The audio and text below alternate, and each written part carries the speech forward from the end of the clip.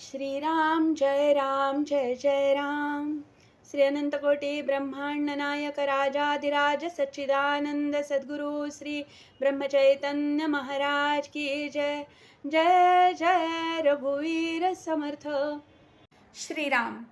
श्री ब्रह्मचैतन्य गोंदवलेकर महाराज प्रवचन 28 एप्रिल। खरी तळमळ लागली म्हणजे संत भेटतो. असंताची आवड नाहीशी होईल तेव्हाच संत हवासा वाटेल. विषय आपल्याला त्रास देतात पण ते सोडावे कसे हे समजत नाही.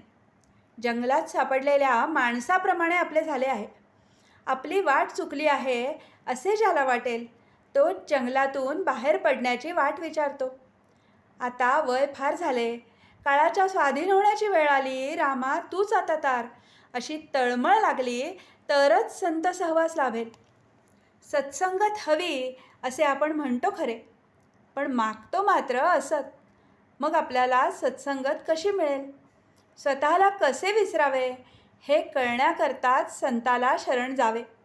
आपले विस्मरण म्हणजे भगवंताचे स्मरण.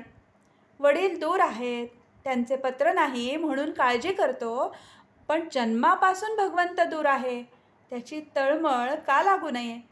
आपण नामस्मरण करतो पण ज्याचे नाम घेतो तो कोण असा विचार करतो का? विषय सोडल्याशिवाय राम कसा भेटणार? रामही हवा आणि विषयही हवा हे जुळणार कसे? मला जोपर्यंत चिमटा घेतलेला कळतो तोपर्यंत कर्ममार्गानेच जाणे जरूर आहे. कर्ममार्ग सांभाळताना करता मी नव्हे ही भावना सांभाळणे जरूर आहे. जो खरा अनुभवी आहे तो बोलणारच नाही, आणि बोललाच तर तो अगदी थोडे बोलेल तो उत्तम होय. अनुभवी खरा, पण नाईलाज म्हणून जो बोलतो तो त्याच्यापेक्षा थोडा कमी समजावा. कोणीतरी बोलल्याशिवाय लोकांना कळणार कसे म्हणून हे लोक कमीपणा पत्करूनही पुष्कळ बोलतात. परंतु अनुभव नसताना उगीच शब्दपांडित्य करणारे हे अगदी खालच्या दर्जाचे होत. ज्याला अनुभव कमी त्याला शब्दपांडित्य फार असते. जो जगाला फसवणार नाही आणि स्वतःही फसणार नाही असाच मनुष्य जगाला मार्गाला लावू शकेल. कित्येक साधू दगड मारतात किंवा शिव्या देतात तरी लोक त्यांच्या मागे लागतात, कारण त्यांच्या शिव्या देखील आशीर्वादाप्रमाणे असतात. हे कित्येक लोकांच्या ध्यानी येत नाही. एखादा मुलगा बापाला म्हणू लागला की मी इतका जवळचा पण मला मिळतो मार, आणि तो लांबचा पोर त्याचे मात्र लाड.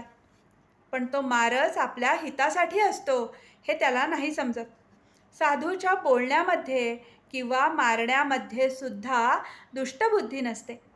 संत जे काही बोलतील ते जगाच्या कल्याणाकरताच असते. संत निस्वार्थी असतात, ते तळमळीने सांगतात, त्यावर आपण श्रद्धा ठेवली पाहिजे. संताच्या सांगण्याचा खरा अर्थ आचरणानेच कळेल. आजचे बोधवचन.